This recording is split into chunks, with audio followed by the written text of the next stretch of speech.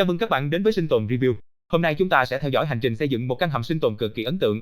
Tin mình đi, càng xem về cuối công trình càng khiến bạn bất ngờ. Hãy xem đến hết video để không bỏ lỡ màn lột xác ngoạn mục. Và bây giờ, chúng ta hãy cùng bắt đầu cuộc phiêu lưu. Nếu bạn cũng yêu thích sinh tồn, hãy để lại một lượt thích và đừng quên bấm đăng ký kênh để không bỏ lỡ những video hấp dẫn tiếp theo nhé. Một chàng trai vừa tốt nghiệp ngành xây dựng đã quyết định mang toàn bộ kiến thức của mình vào rừng. Sau khi khảo sát địa hình, anh phát hiện một khu đất khá lý tưởng, nền đất ẩm, địa hình hơi dốc, rất phù hợp để xây dựng một căn hầm dưới lòng đất.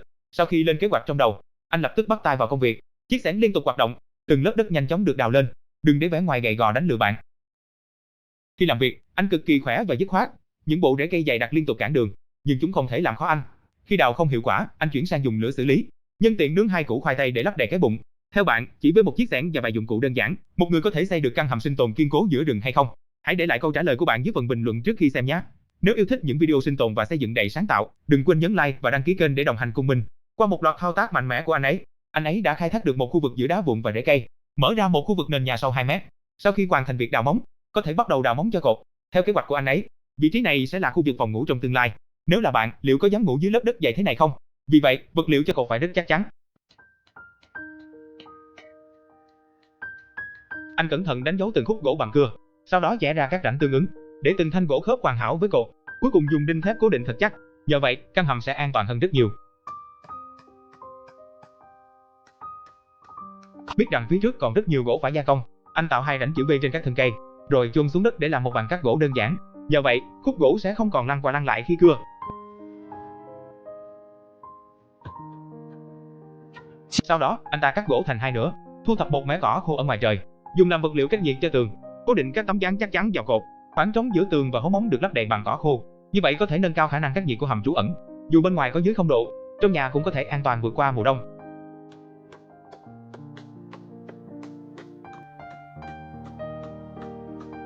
Sau khi hình thành tường vững chắc, Cương Tử hăng hái làm một mặt, chuẩn bị hoàn thiện giường một lần cho xong. Chỉ thấy anh ta gia công 2 đầu tấm ván thành dốc, sau đó chen vào các khe hở của tường. Đáy được nâng lên lại được lấp đầy bằng cỏ khô, như vậy ngủ trên đó sẽ không bị phong thấp. Bên hông giường được che bằng một hàng que gỗ nhỏ. Chiếc giường lớn thoải mái đã hoàn thành. Vị trí của lò sưởi, Cương Tử chọn đặt ở đầu giường, chỉ cần mở rộng một lỗ vuông lớn ra bên ngoài, định vị chính xác qua cán gỗ, đục thông lối thoát khói từ phía trên, chèn thép tự nhiên vào giữa buồng lửa làm giá đỡ nồi. Vậy là có thể sử dụng bê tông quan giả tự tay pha chế, làm cho bên trong mịn màng.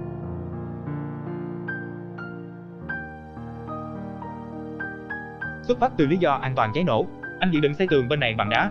Anh đến một mỏ đá bỏ hoang, thu thập một số viên đá có hình dạng tương đối vuông vắn. Đầu tiên, trải một lớp bê tông quan giả trên mặt đất, sau đó bắt đầu xếp chồng đá lên từng bước. Là một nhân tài tốt nghiệp từ khoa xây dựng, công việc này đối với anh giống như Trương Phi ăn đậu hũ một đĩa.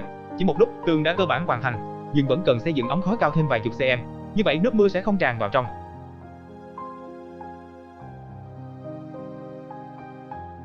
Lửa bùng lên trong lò sưởi, khi khói bếp từ ống khói bay lên mờ ảo, công việc của lò sưởi coi như đã hoàn thành. Tiếp theo, Cương Tử đang gọt một đầu của thanh gỗ nhỏ thành mỏng. Sau đó, anh dùng khoan tay khoan một lỗ tròn trên tường phòng ngủ, đưa thanh gỗ nhỏ vào trong, rồi lắp một tấm ván khác. Thế là có vài kệ nhỏ để đồ. Sau vài ngày nỗ lực, phòng khách đã bắt đầu lộ diện vẻ đẹp. Cà phê đậm đà ngọt ngào là phần thưởng tốt nhất cho sự lao động. Sau một khoảng nghỉ ngắn, Cương Tử lại trở lại vị trí làm việc. Sau khi suy nghĩ kỹ lưỡng, anh quyết định mở rộng thêm một không gian ra bên ngoài. Anh vung xẻng lên và đào mạnh, âm thanh lách cách vang vọng trong rừng rậm vắng vẻ, hòa cùng tiếng hót của chim tạo thành bản nhạc đẹp nhất. Chỉ trong chớp mắt, không gian mới được khai thác đã hình thành. Anh tiếp tục dùng đá xây dựng một công trình hình tròn trên mặt đất. Cửa ra vào được đóng kín bằng một bức tường đá. Hiện tại vẫn không thể nhìn ra đây là để làm gì, nhưng có vẻ giống như cái bếp lớn ở nông thôn của chúng ta.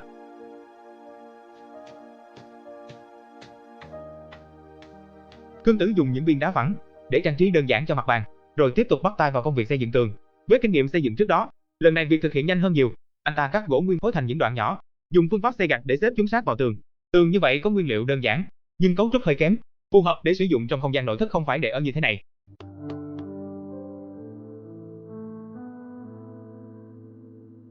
Khi tường đã được xây dựng hoàn tất, anh ta tìm vài khúc gỗ nguyên khối, tạo một khung vuông ở trên đỉnh tường. Sau đó theo khoảng cách cố định, lắp đặt một hàng xà ngang trên khung. Thấy anh ta đóng một hàng đinh sắt vào bên trong xà ngang, tôi gần như có thể xác định đây là một phòng xông khói. Sau đó, Cương Tử quay người trở lại mặt đất, cắt nhỏ cỏ khô đã thu thập, trộn một chút vào bê tông hoang dã, có thể tăng cường độ bền của bê tông. Sau đó, anh ta dùng tay không để quét lên tường. Những vật liệu đơn giản qua bàn tay khéo léo của anh cũng có thể tạo ra hiệu ứng trang trí xuất sắc.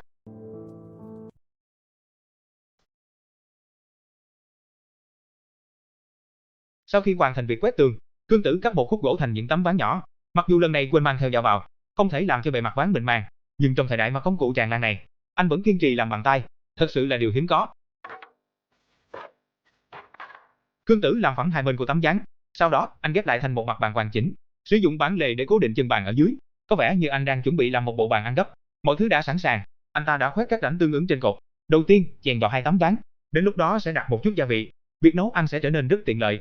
Sau đó kết nối bàn ăn với khe cắm, cố định hai khóa trên cột. Khi không sử dụng thì cất đi, nó cũng sẽ không chiếm không gian trong nhà.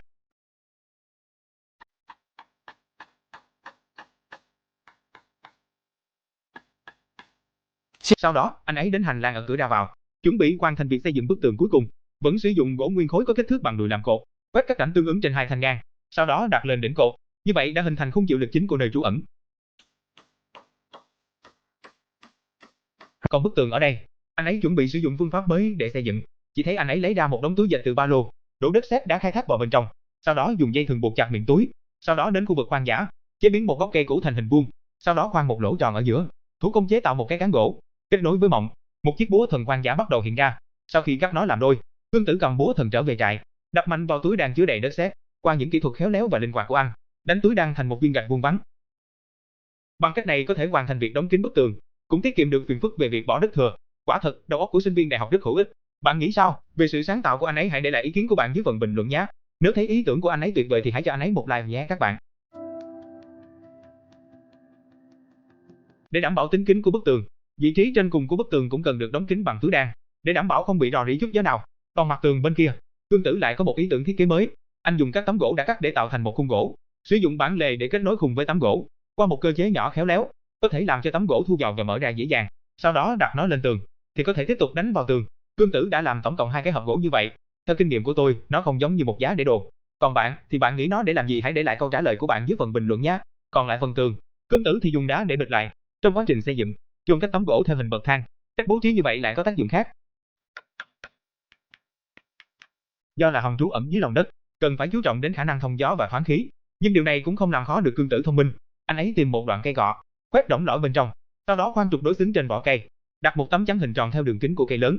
Sau đó, anh ấy tự tay nặng một cái tay cầm bằng gỗ, kết nối với trục bằng một cái chốt gỗ. Quay tay cần gạt bằng tay, thì có thể đưa không khí trong lành từ bên ngoài vào.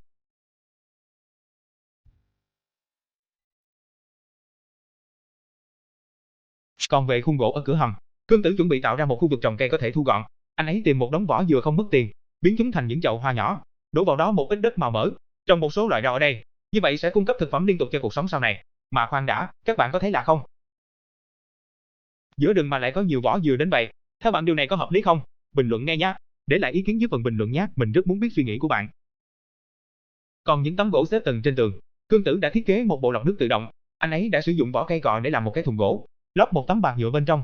Như vậy có thể đảm bảo thùng gỗ không bị rò rỉ nước. Sau đó, mượn 4 hộp sữa bột từ đứa trẻ hàng xóm, khoan lỗ tròn ở đáy hộp, sử dụng keo ray dựng để dán các ống tre lại với nhau. Mỗi hộp kim loại chứa các vật liệu lọc khác nhau, có thể đặt chúng lên những tấm gỗ đã được chôn sẵn trước đó. Thông qua quá trình lọc 4 cấp như vậy, có thể thu được nước uống sạch.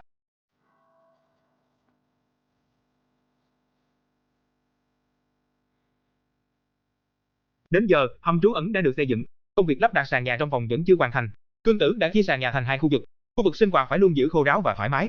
Vì vậy, ở đây anh ta sử dụng gậy gỗ kết hợp với dây thừng để chế tạo. Khoảng trống ở đáy được lấp đầy bằng rơm khô. Điều này không chỉ tăng cường khả năng giữ ấm mà còn ngăn chặn độ ẩm bốc lên.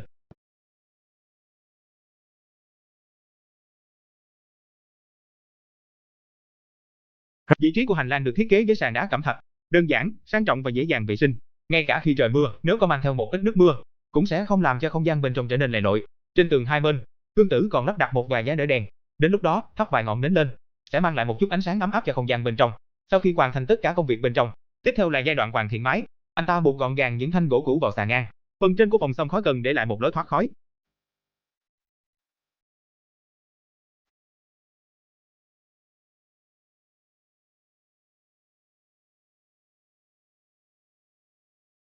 Sau đó, anh ta thu thập một lượng lớn vỏ cây ở ngoài trời, đốt chúng thành tro, dùng một tấm vải lưới để lọc bỏ các tạp chất.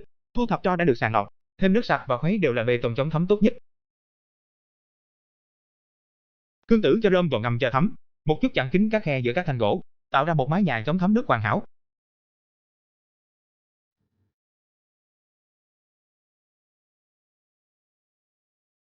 Sau đó, anh tiếp tục xây dựng các viên đá. Tại khu vực trồng rau, anh xây dựng một bức tường chắn đất, Tương lai nơi đây sẽ là một góc đầy ắp mùa màng.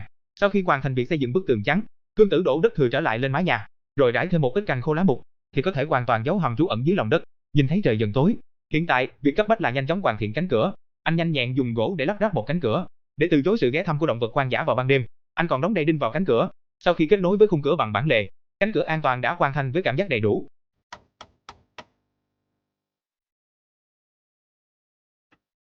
Sau vài ngày chăm sóc tận tình của anh ấy, rau trong chậu đã nảy mầm xanh tươi, tin rằng không lâu nữa sẽ có thể ăn rau do chính tay mình trồng. Trong rừng vẫn còn nhiều gốc cây bỏ hoang, Cương Tử đã chặt chúng thành hình dạng của một chiếc ghế gỗ, sau đó cắt ra thì đã có một chiếc ghế chắc chắn. Khi các đồ nội thất dần hoàn thiện, ngôi nhà nhỏ cũng đã đến giai đoạn có thể ở. Anh ấy đã sắp xếp tất cả các vật dụng sinh hoạt gọn gàng trên kệ để đồ. Tất cả những thứ này đều là những người đồng hành đã giúp anh ấy suốt chặng đường.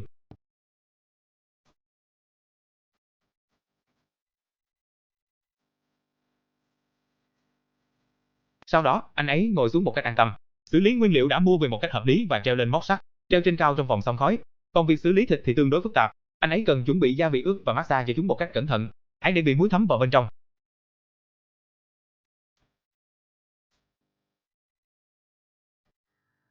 Sau khi tất cả nguyên liệu đã được xử lý xong, anh ấy đã nhóm lửa bằng củi trong bếp tròn, thông qua khói để xong, hình thành một lớp màng bảo vệ trên bề mặt nguyên liệu. Như vậy mới có thể bảo quản lâu hơn. Khi khói quá nhiều, quạt thông gió sẽ phát huy tác dụng, chỉ cần xoay tay cầm là có thể đạt được mục đích thông gió. Mọi thứ đã được xử lý ổn thỏa, cuối cùng anh ấy có thể ngồi xuống và nấu bữa tối cho mình. Cương Tử gọt vỏ củ từ, cho vào nồi nấu chín, dùng chày sắt đập thành bột, nặn chúng thành từng miếng bánh, sau đó cắt một ít thịt băm và rau, trong đó cho vào một ít gia vị đơn giản, pha chế một phần nhân ngon miệng, sau đó là một lớp bánh và một lớp nhân thịt, rồi phủ lên bằng rau tươi ngon. Cương Tử đã làm ra vài chiếc bánh hamburger hoang dã, gói chúng lại bằng giấy bạc, nướng trên giá nồi, sau đó thêm một bắp ngô làm món chính. Những việc còn lại có thể giao cho thời gian.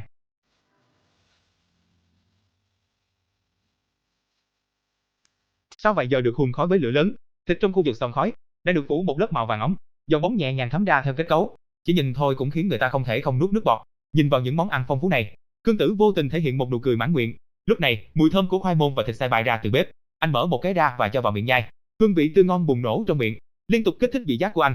Anh từ từ nhai cảm giác hạnh phúc vững chắc này. Còn gì an toàn hơn việc sống trong ngôi nhà nhỏ do chính tay mình xây dựng? Có cảm giác an toàn hơn thế nữa. Và video hôm nay cũng xin được khép lại tại đây. Theo các bạn, nếu rơi vào hoàn cảnh như anh ấy, liệu bạn có đủ can đảm sống một mình giữa khu rừng hoang vắng này không? Nếu có, bạn nghĩ mình có thể trụ được bao lâu? Hãy để lại câu trả lời dưới phần bình luận nhé. Nếu thấy video hay, đừng quên nhấn like, đăng ký kênh và bật chuông thông báo để không bỏ lỡ những hành trình sinh tồn hấp dẫn tiếp theo. Xin chào và hẹn gặp lại các bạn ở video sau.